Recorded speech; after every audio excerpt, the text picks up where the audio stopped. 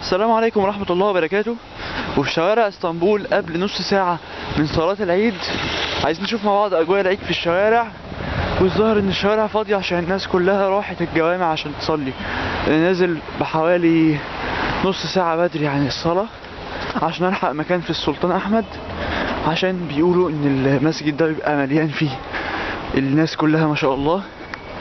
وأنا بطلع هذا المرتفع الشائق عشان نروح للسلطان احمد. يلا نشوف مع بعض. واحنا دلوقتي قدام مسجد السلطان احمد.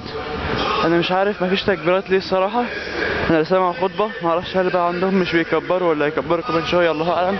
يلا نخش بقى الجامع، ربنا يستر.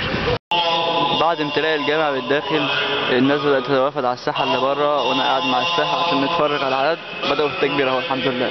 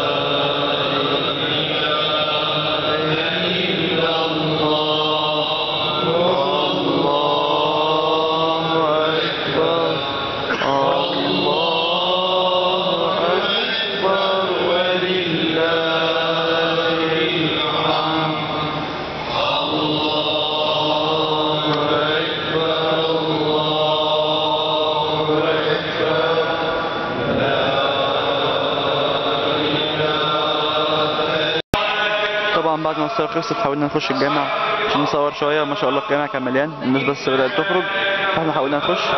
فشوفوا ما شاء الله هذا الجامع ممتلئ بالناس. ربنا يبارك لهم يا رب ويكرمنا وإياهم إلى الصراط الحق دائما والمحافظة على الإسلام وتعاليمه.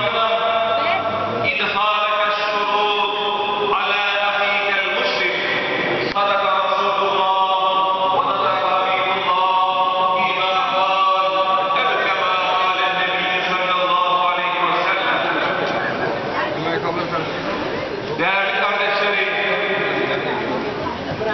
dün 9 Zilhicce Arafa günü İslam ülkelerinden gelen milyonlarca hacı adayı Mekke'de Arafat meydanında oldu. Kefeni alınan beyaz ihram elbiseleriyle adeta mahşer provası yaptı.